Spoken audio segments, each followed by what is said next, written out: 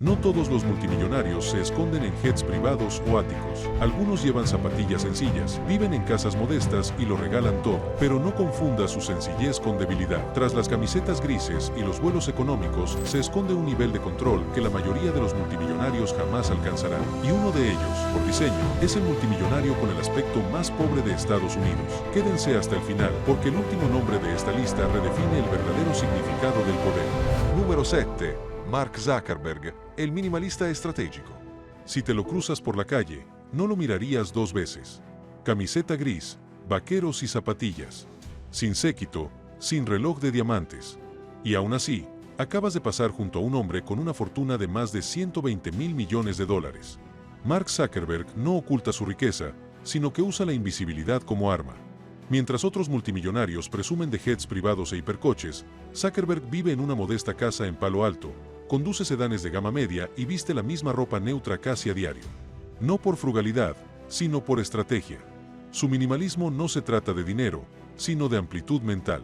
Zuckerberg explicó una vez que eliminar decisiones innecesarias, como que ponerse o que conducir, le ayuda a concentrarse por completo en las decisiones que realmente importan. Este es el mismo principio que impulsa a algunos de los principales directores ejecutivos, atletas olímpicos y unidades militares del mundo. La fatiga de decisiones es el asesino silencioso del rendimiento.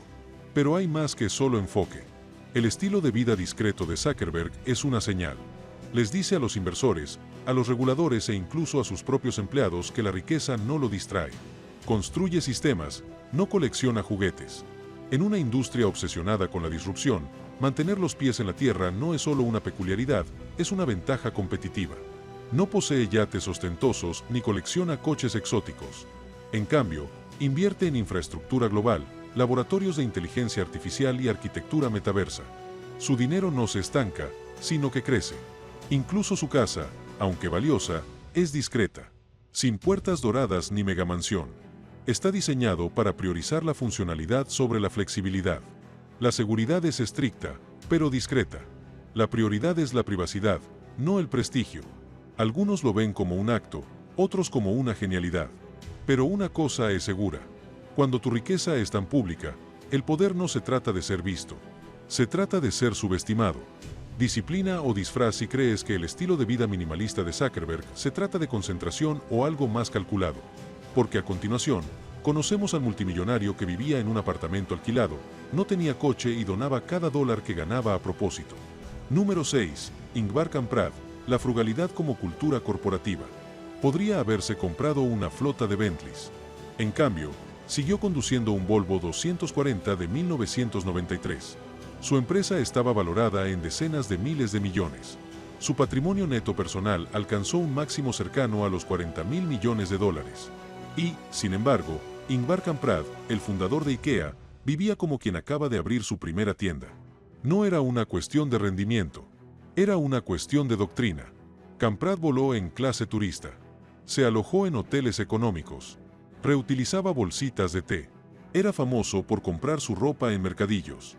Cada acción, por pequeña que fuera, tenía un propósito mayor: reforzar el ADN cultural de frugalidad que definió a IKEA desde sus inicios.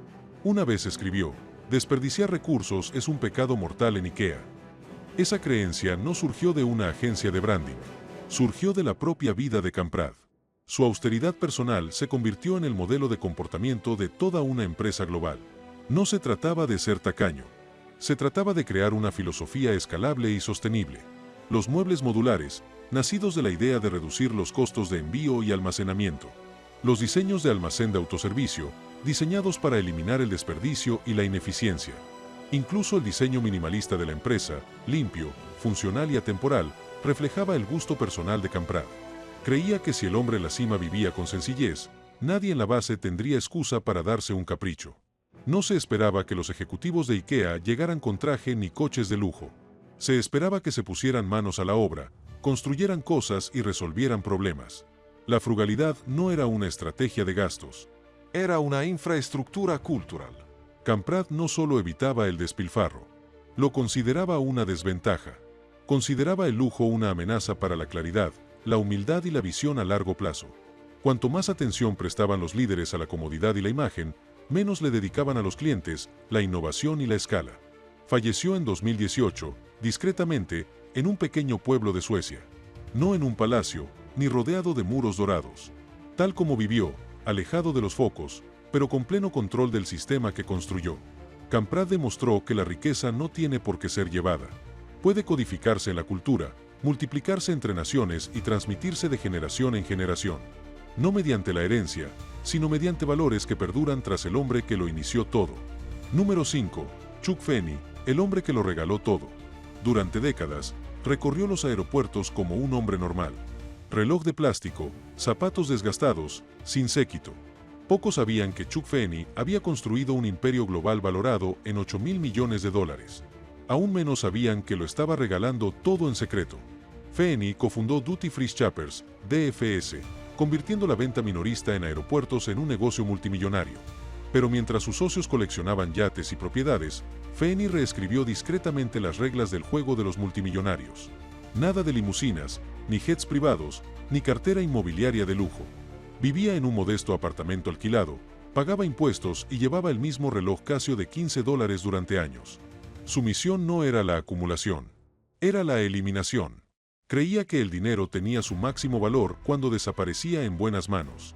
A través de su fundación, Atlantic Philanthropies, Feeney donó a causas relacionadas con la educación, la salud y los derechos humanos en más de 30 países. Donó casi cada dólar de forma anónima, mucho antes de que se pusiera de moda. Y mientras otros multimillonarios firmaban compromisos de donación, Feeney fue más allá. No solo se comprometió a donar, sino que se comprometió a donar en vida, priorizando el impacto sobre la herencia y la acción sobre el simbolismo. No fue hasta que Forbes reveló su identidad que el público supo siquiera que estaba detrás de algunas de las donaciones caritativas más grandes del mundo. Evitaba las salas de juntas y las alfombras rojas, centrándose en cambio en escuelas, hospitales y programas de consolidación de la paz. Su creencia era simple: si tienes los recursos para ayudar, ¿para qué esperar? Incluso en la recta final de su vida, se mantuvo fiel a este principio. Su patrimonio personal se redujo a menos de $2 millones y finalmente a casi nada. La fundación se cerró oficialmente en 2020, misión cumplida. Chuck Feeney no solo donó dinero, sino el guión. En un mundo donde la riqueza a menudo exige ser vista, construyó una vida en torno a desaparecer de la narrativa y dejar que los resultados hablen por sí solos. Su legado no se construyó en hormigón ni en oro, sino en aulas, quirófanos y revoluciones silenciosas que ninguna cámara jamás capturó. Y al hacerlo, redefinió no solo cómo ser rico, sino por qué es importante. Número 4. Warren Buffett, simplicidad para la paz mental.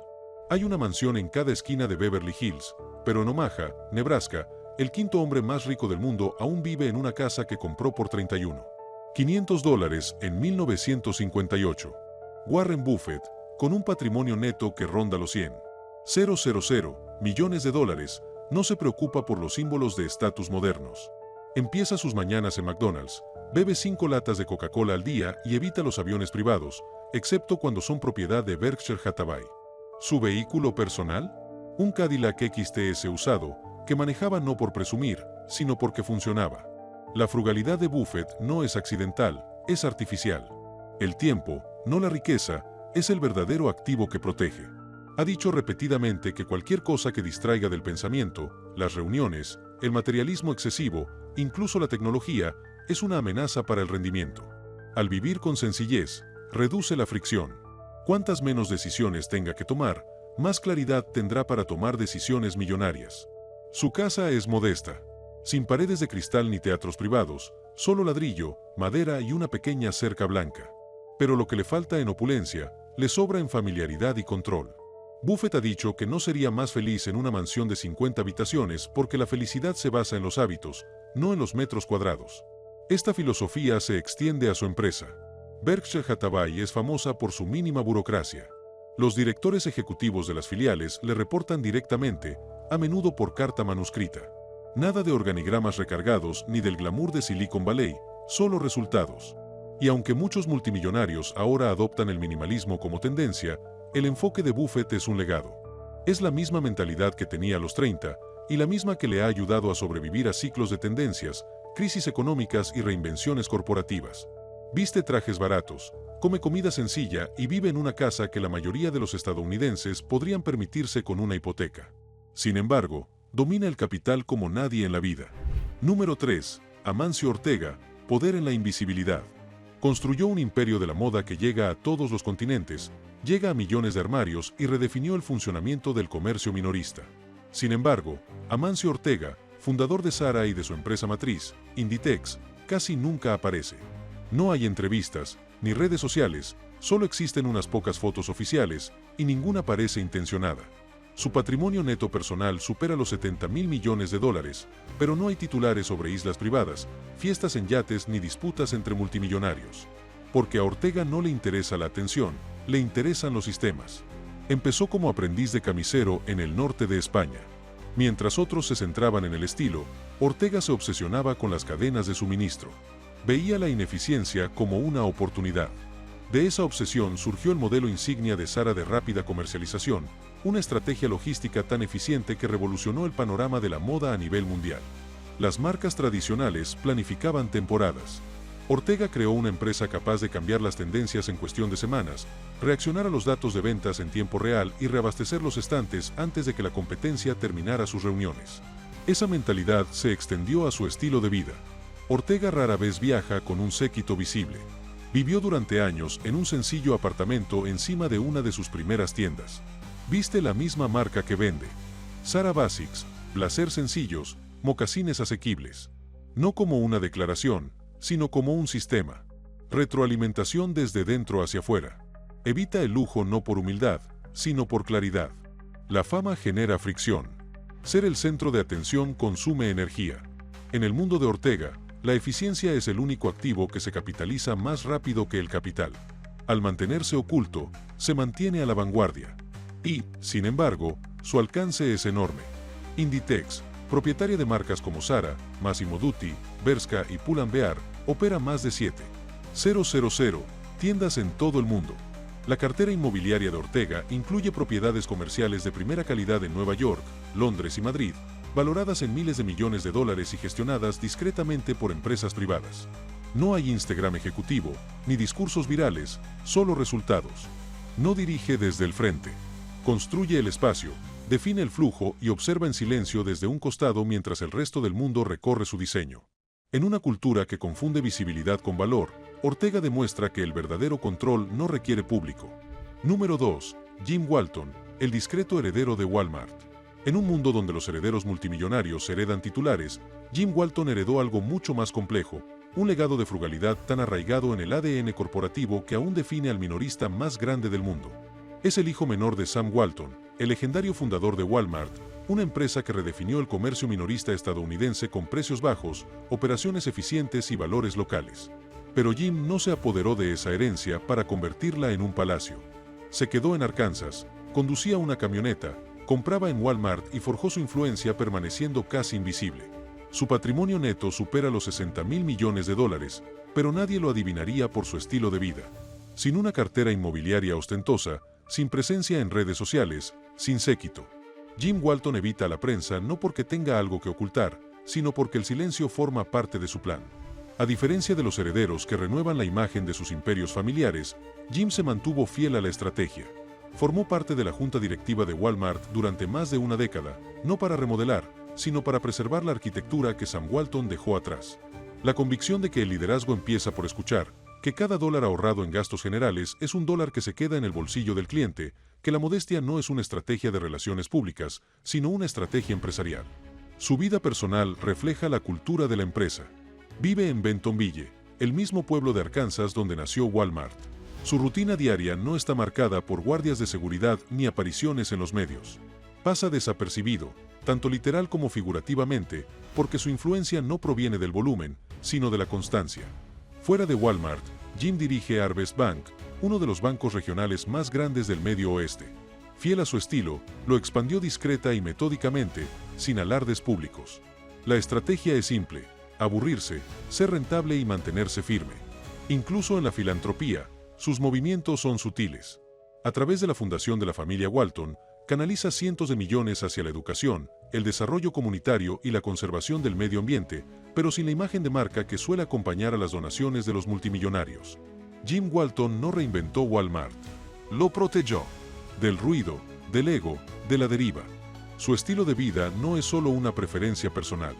Es un amortiguador, una encarnación intencional de valores que recuerdan a accionistas, empleados y clientes que la cultura original de Walmart no se ha perdido. Se trata simplemente de usar vaqueros, conducir un Ford y guardar los recibos. Número 1. Asim Premji, la filantropía por encima de la opulencia. Creó una de las empresas de TI más poderosas de Asia, Wipro, una potencia tecnológica global. En su momento, Asim Premji fue el hombre más rico de la India, pero su estilo de vida no lo diría. Vuela en clase turista, incluso en rutas de larga distancia, conduce el mismo y vive en la misma casa discreta desde hace décadas. Nada de retiros de lujo ni hipercoches, solo simplicidad, estructura y una intención serena. Su patrimonio neto personal superó los $20.000 millones, pero la mayor parte no permaneció en sus manos. Premji transfirió más del 67% de las acciones de Wipro, valoradas en más de $20.000 millones, a la Fundación Asim Premji, convirtiéndola en uno de los mayores compromisos filantrópicos del mundo. No póstumamente, ni mediante testamento, sino en vida. En pleno funcionamiento. ¿Y su razón? Cree que el exceso de riqueza personal es una forma de ineficiencia moral, que acumular capital más allá de lo necesario disminuye la responsabilidad de redistribuirlo productivamente. En su opinión, el éxito no exige indulgencia, sino servicio. La fundación se centra en la educación y la atención médica en la India rural, llegando a millones de personas. Su enfoque no se basa en la publicidad ni en la arquitectura tradicional. No hay edificios con su nombre grabado en piedra. Su filantropía funciona como su negocio. Discreta, analítica y orientada a resultados. A pesar de ser una de las figuras empresariales más influyentes del sur global, Premji evita las conferencias, las cámaras y la fama. Su vestuario es modesto, sus comidas sencillas, sus oficinas funcionales, no suntuosas. Es bien sabido que rechazó renovaciones de lujo, argumentando que el liderazgo debe comenzar con la moderación, no con la recompensa. Internamente, la cultura corporativa de Wipro lo refleja. Los informes de gastos se analizan minuciosamente, los ejecutivos vuelan en vuelos comerciales. El mensaje es claro: si el fundador no se deja llevar, nadie más tiene motivos para hacerlo. Es austeridad por diseño, no privación. A diferencia de los multimillonarios que se vuelcan a la filantropía tras décadas de acumulación, Premji incorporó la generosidad en la arquitectura de su empresa. La riqueza siempre fue un medio, nunca el fin. En una época donde la riqueza suele exigir validación mediante la visibilidad, Asim Premji optó por lo contrario, humildad operativa. No está ausente de la conversación, simplemente deja que el impacto hable por él. Porque para Premji, cambiar vidas discretamente siempre fue más ruidoso que vivir a lo grande.